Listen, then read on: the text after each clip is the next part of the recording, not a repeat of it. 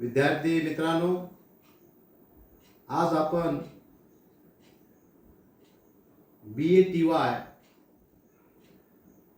Semester 5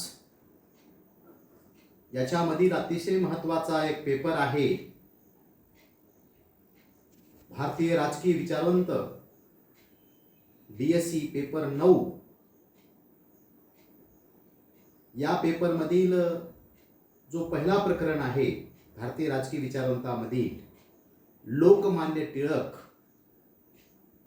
यांचे राजकीय विचार, त्यांचा चतुर्सूत्रीचा कार्यक्रम, याच्यावर आज आपण चर्चा करणार आहोत। मित्रांनो, भारताच्या राजकीय विचारवंतामध्ये जे आधुनिक विचारवंत आहेत, त्या आधुनिक विचारवंतामध्ये अनेक असे महान विचारवंत आहेत, पण भारतीय स्वातंत्र्याचा पाया ज्या विचारवंताने घातला आहे त्याच्यामध्ये लोकमान्य टिळक हे अग्रणी नेते म्हणून ओळखले जाते। म्हणून CY चिंतामणी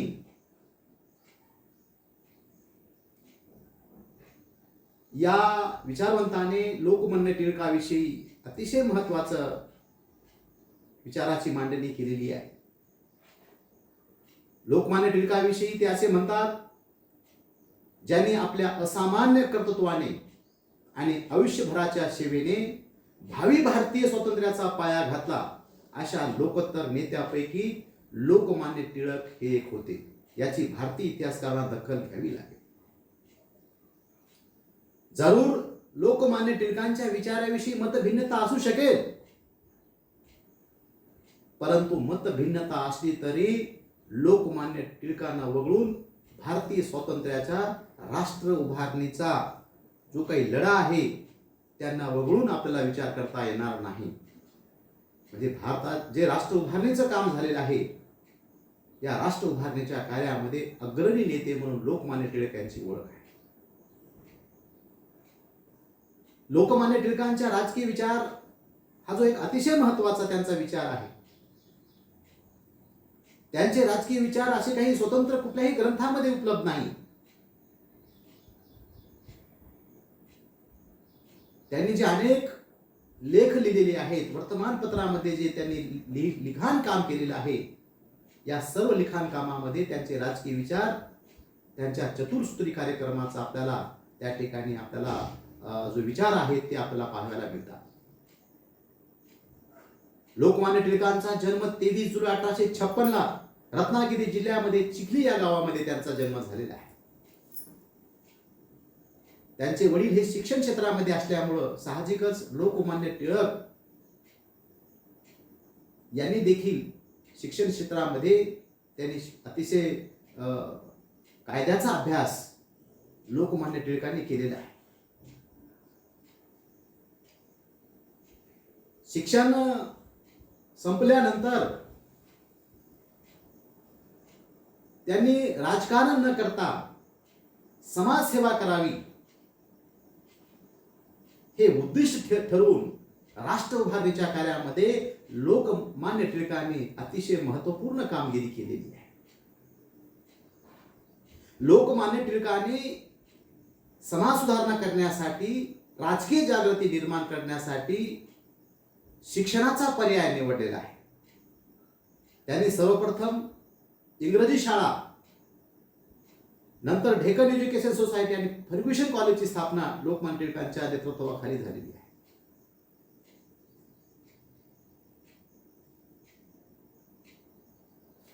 लोकमान्य टिळकांनी समाज जागृतीसाठी अनेक असे कार्यक्रम त्यांनी घेतलेले आहेत।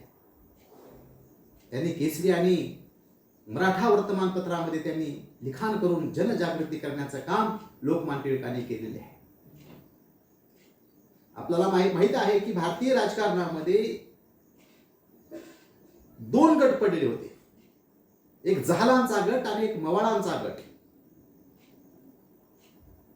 मवाळ गटामध्ये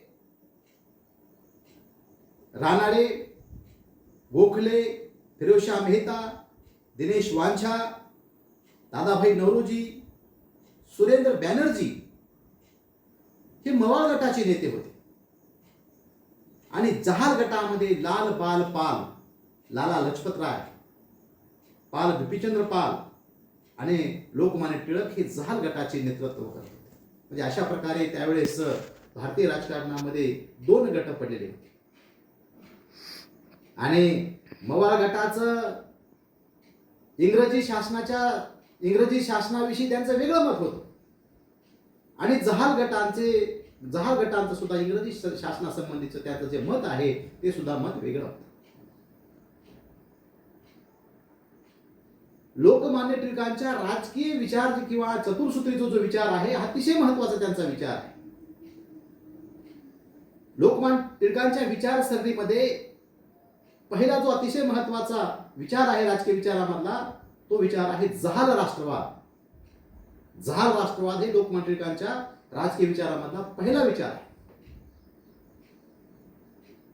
लोकमान्य टिळक हे जहाल मतवादाचे होते. असं नव्हतं की म्हणजे संपूर्ण इंग्रजी शासनाला त्यांचा विरोध होता. सुरुवातीच्या काळामध्ये इंग्रजी शासनाचं समर्थन त्यांनी केलेलं आहे.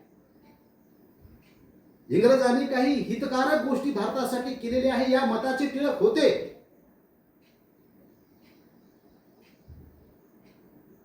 इंग्रजी शासनाकडून आपल्याला काय मिळालं तर टिळक म्हणतात की आधुनिक जीवनदृष्टी, कायद्याचे राज्य, विज्ञानावर आधारित विकास, शिक्षण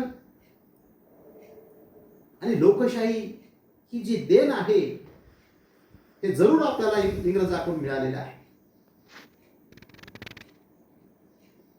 परंतु असं असलं तरी हे परकीय शासन व्यवस्था आहे आणि हे आपल्या देशासाठी हितकारक नाही.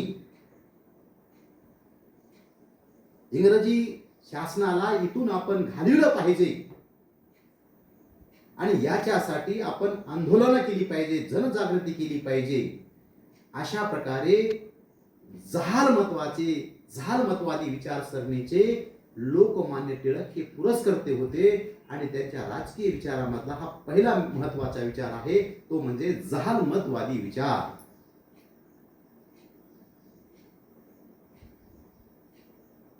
दुसरा अतिशय महत्वाचा त्यांचा राजकीय विचारामधला एक महत्वाचा तत्व आहे तो म्हणजे जाज्वल्य राष्ट्रवाद, धार्मिक राष्ट्रवाद.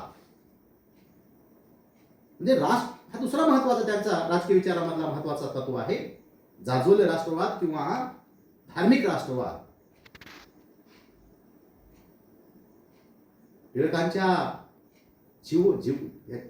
जीवामध्ये राष्ट्रवाद हा ओतपोत भरलेला होता. राष्ट्रभिमानी होते. आपल्या देशाचा विकास झाला पाहिजे, देशातील नागरिक हे सक्षम झाले पाहिजे आणि म्हणून परकीय सत्तेला त्यांचा फार मोठा त्यांचा विरोध होता. भारत हा सनातनी धर्माचा पुरस्कर्ता आहे. धर्मासंबंधीच्या विचाराला लोकमान्य टिळकांच्या विचारामध्ये अतिशय महत्वाचं स्थान होतं. धार्मिक राष्ट्रवादासंबंधी बोलताना टिळक म्हणतात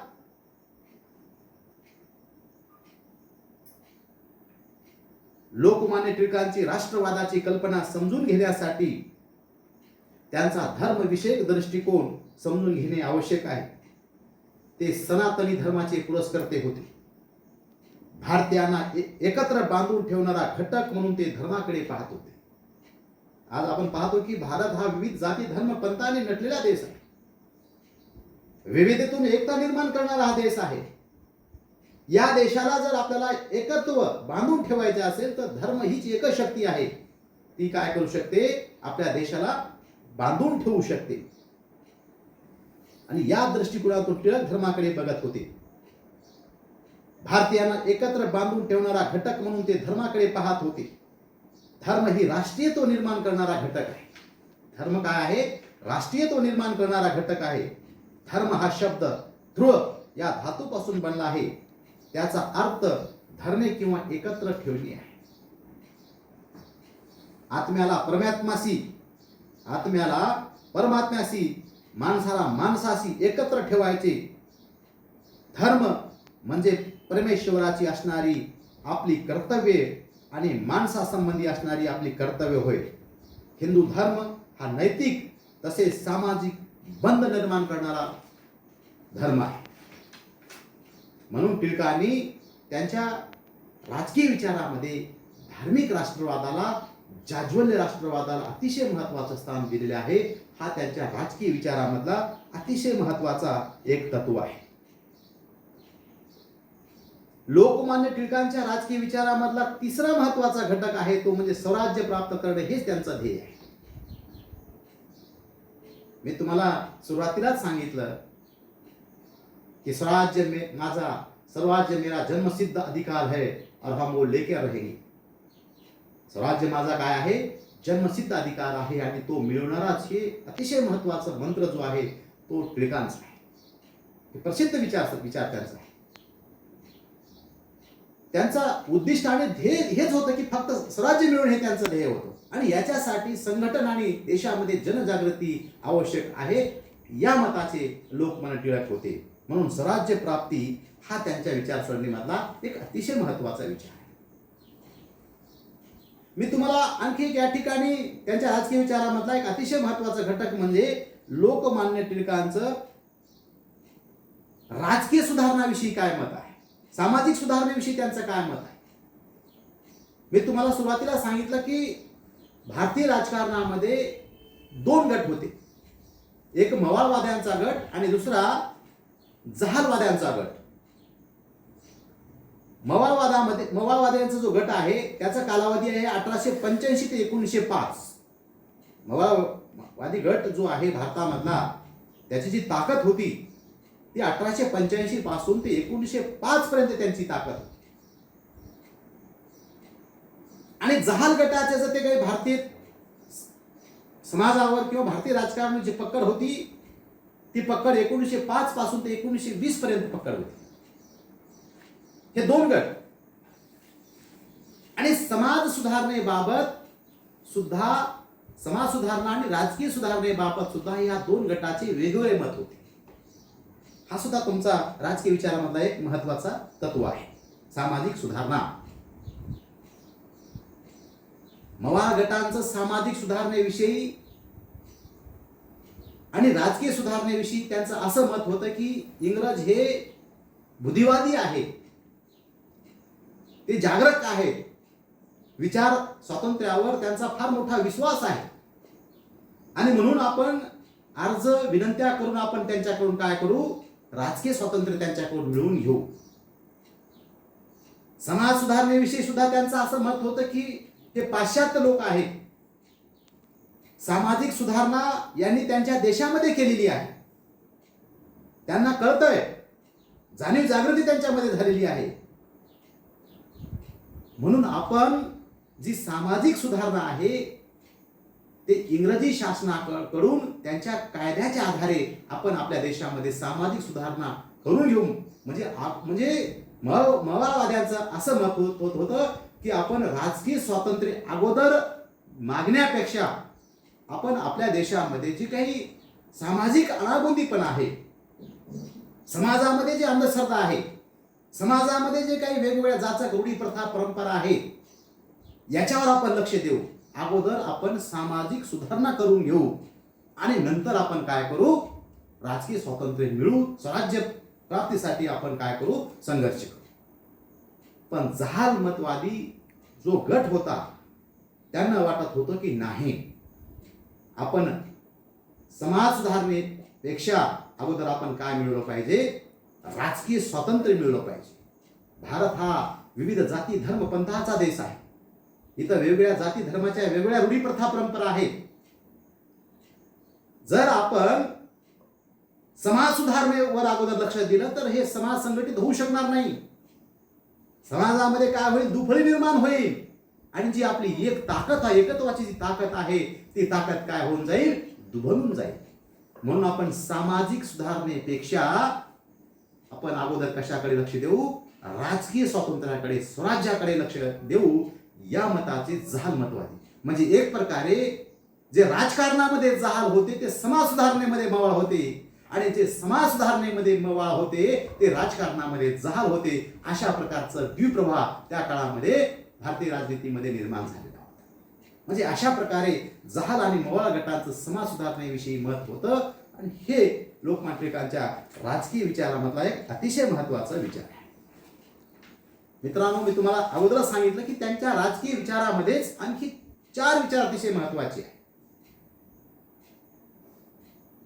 आणि त्याच्यामध्ये महत्वाचा आणखी एक तत्व आहे. याला आपण स्वतंत्र सुद्धा आपण विचाराधारे आपण ही मांडणी करू शकतो.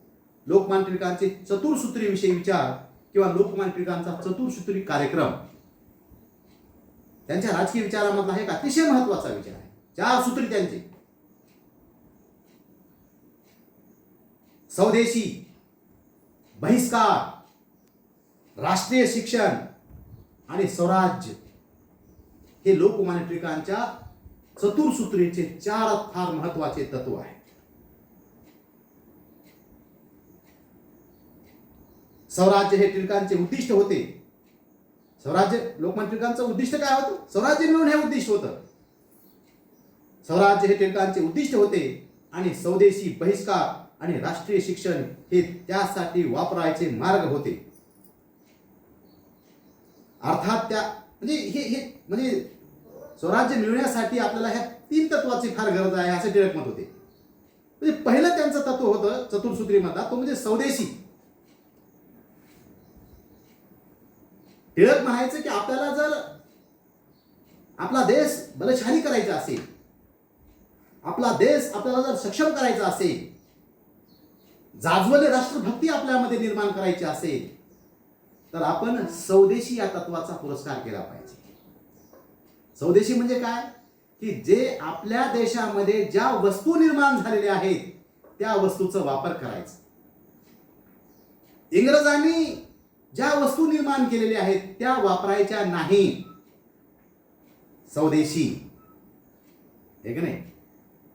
त्याच्यामुळे काय होईल की आपण त्यांच्या वस्तू वापरतो, आणि त्यांच्यामुळे त्यांच्या कंपनी अधिक श्रीमंत होऊन इंग्रजी शासन आपल्यावर, म्हणजे इंग्रजी शासनाची पकड आपल्यावर निर्माण होते. जर आपण इंग्रजी वस्तूचा वापर केला नाही तर काय होईल? त्यांना इथं राज्य करणं अवघड होऊन जाईल, आणि आपल्या देशामधल्या ज्या काही कंपन्या आहेत, जे उद्योगधंदे आहेत, त्यांची भरभराट होईल. म्हणजे फायदा कोणाचा होणार आहे? फायदा आपल्या देशाचा होणार आहे ना. स्वदेशी वस्तूचा वापर केल्यावर कोणाचा फायदा होईल? आपला फायदा होईल. परकीय वस्तू वापरलं, टिळक म्हणाले बा ठीक आहे, त्या काळामध्ये आपल्या इथं एवढे उद्योगधंदे, म्हणजे पण आपण जे आशिया खंडामध्ये इतर देश आहेत त्या देशाच्या वस्तू वापरायच्या, पण इंग्रजीचा वापर करायचा. चतुर्सूत्रीमधला हा पहिला महत्वाचा तत्व आहे, स्वदेशी. आता हे सध्याच्या काळामध्ये आपण आपल्या देशामध्ये स्वदेशीचा फार मोठ्या प्रमाणात बोलबाला आहे. ही गोष्ट तुमच्या लक्षात आलेली आहे की स्वदेशी फार महत्वाचा तत्व आहे. आजही आपण प्रत्येक आपल्या दूरचित्रवाणीवर, वर्तमानपत्रामध्ये आपण नेहमी चिंतन चर्चा केली जाते की बाबा परकीय वस्तूची होळी करा, परकीय वस्तू वापरू नका, आपल्या वस्तू थोड्या महाग असल्या तरी आपण त्याच वस्तू वापरायचा. काय होईल? त्याच्यामुळे आपला देश सक्षम होईल. म्हणजे स्वदेशी राष्ट्राभिमानवर्तीसाठी, देशाला बलशाली बनवण्यासाठी स्वदेशी हा फार महत्वाचा घटक आहे, आणि टिळकांच्या विचारसरणीमधला हा पहिला महत्वाचा चतुर्सूत्रीमधला एक महत्वाचा विचार. दुसरा महत्वाचा तत्व आहे चतुर्सूत्रीमधला, तो म्हणजे बहिष्कार. बहिष्कार म्हणजे काय? वापर करायचा नाही. ज्या परकीय वस्तू आहेत त्याची होळी करायची, त्याची बहिष्कार करायचा. हे काय आपण त्यांच्या विरोधामध्ये संघर्षात्मक किंवा युद्धाच्या यांनी जरी आपण त्यांचा मुकाबला करू शकत नसोल, तर अशांततेच्या मार्गातून, बहिष्काराच्या माध्यमातून सुद्धा आपण त्यांना नेस्त नाबूद करू शकतो. कुठल्याही गोष्टीमध्ये त्यांना सहकार्य करायचं नाही. त्यांच्यावर काय करायचा? बहिष्कार टाकायचा. जर ह्या वृत्तीचा, ह्या विचारसरणीचा जर आपण पुरस्कार केला तर आपण देशात इंग्रजी शासनाचं जी काही आपल्यावरची पकड आहे ती खिळखिळ करण्यासाठी फार मोठा योगदान ठरेल. म्हणून चतुर्सूत्रीमधला टिळकांच्या विचारसरणीमधला हा दुसरा अतिशय महत्वाचा घटक आहे. टिळकांच्या विचारसरणीमधला अतिशय महत्वाचा तिसरा एक घटक आहे तो म्हणजे राष्ट्रीय शिक्षण. राष्ट्रीय शिक्षण हे टिळकांच्या विचारसरणीमधला अतिशय महत्वाचा तिसरा तत्व आहे. मी तुम्हाला सुरुवातीला सांगितलं की लोकमान्य टिळकांनी भारतामध्ये जनजागृती करण्यासाठी, समाज सुधारणा करण्यासाठी त्यांनी शिक्षणाचं फार मोठं हत्यार त्यांनी उगारलेलं आहे. शिक्षण हे माणसाच्या बुद्धीला पेटविण्याचं काम करतंय. शिक्षणामुळे जाणीव जागृती निर्माण होते. तुम्ही जर अधिक शिक्षणाने जर सक्षम झालात तर तुम्हाला तुमच्या हक्क आणि अधिकाराची जाणीव होते.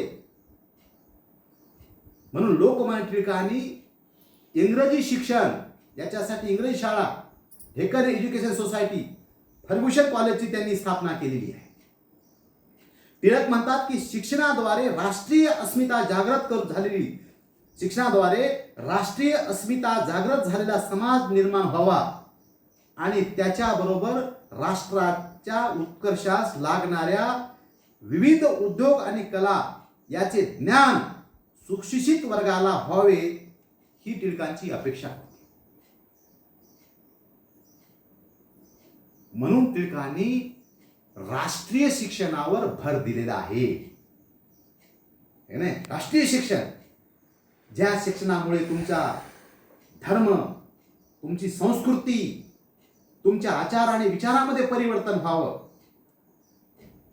आणि हा शिकलेला मुलगा त्याच्यामध्ये राष्ट्राभिमानवृत्ती निर्माण व्हावी, अशा प्रकारचं जे शिक्षण आहे ते शिक्षण म्हणजे राष्ट्रीय शिक्षण. आणि या राष्ट्रीय शिक्षणाचा पुरस्कार लोकमान्य टिळकाने चतुर्सूत्री जी त्यांची विचारसरणी आहे त्याच्यामध्ये स्वीकार केलेला आहे. टिळकांच्या विचारसरणीमधला अतिशय महत्वाचा शेवटचा मुद्दा जो आहे तो म्हणजे स्वराज्य. स्वराज्य हे महत्वाचं आहे. तुम्ही ऐकलं, स्वराज्य हा माझा जन्मसिद्ध अधिकार आहे आणि तो मी मिळवणारच. म्हणजे टिळकांच्या विचारसरणीचा अंतिम उद्दिष्ट जे होता तो उद्दिष्ट आहे स्वराज्य. आम्हाला स्वराज्य पाहिजे, पण मी तुम्हाला सुरुवात सांगितलं की स्वराज्य हे टिळकांचे उद्दिष्ट होते आणि स्वदेशी बहिष्कार, राष्ट्रीय शिक्षण हे त्यासाठी वापरायचे मार्ग होते. टिळकांनी स्वराज्य या संकल्पनेचा उहापोह केलेला आहे, पण सुरुवातीच्या काळामधला जो त्यांचा स्वराज्य होता तो स्वराज्य, त्या काळात स्वराज्य म्हणजे संपूर्ण स्वराज्य ही कल्पना नव्हती. तर स्वराज्य याचा अर्थ साम्राज्यांतर्गत स्वराज्य किंवा वसाहतीचे स्वराज्य ही कल्पना होती. म्हणजे त्यावेळी जे आपले हक्क अधिकार आपल्याला मिळत नव्हते, तर वसाहतीमधल्या स्वराज्याच्या सुरुवातीच्या काळामध्ये टिळकांनी मागणी केली होती. याचा अर्थ साम्राज्यांतर्गत स्वराज्य किंवा वसाहतीचे स्वराज्य ही कल्पना होती. टिळकांच्या स्वराज्याच्या मागणीमध्ये हीच कल्पना अभिप्रेत होती. वसाहतीचे स्वराज्य प्राप्त करणे हे पहिले उद्दिष्ट आणि संपूर्ण स्वराज्य हे त्यांचे अंतिम उद्दिष्ट होते. म्हणजे स्वराज्याकडे जाण्याचा हा मार्ग सुरुवातीच्या काळामध्ये वसाहतीचं स्वराज्य, आणि हे सफल झालं की शेवटी टिळकांचं शेवटचं अंतिम जे उद्दिष्ट होतं की भारताला काय मिळवायचं आहे, संपूर्ण स्वराज्य मिळवायचं आहे. भारतावर आपल्या देशाच्या लोकांचं राज्यकारभार असावं, आपल्या कायद्यानुसार, आपल्या विचारसरणीनुसारच देशाचा कारभार चालला पाहिजे, अशा प्रकारचं अंतिम ध्येय स्वराज्याचं लोकमान्य टिळकांचं होतं. आणि म्हणून हे चार जे सूत्र आहेत टिळकांच्या चतुर्सूत्री योजनेमधले, स्वदेशी, बहिष्कार, राष्ट्रीय शिक्षण आणि स्वराज्य, हा अतिशय महत्वाचा जो विचार आहे तो टिळकांच्या विचारसरणीमधला विचार आहे. विद्यार्थी मित्रांनो, आपल्याला हा भाग समजला असेल अशी मला आशा आहे. या ठिकाणी मी थांबतो. धन्यवाद.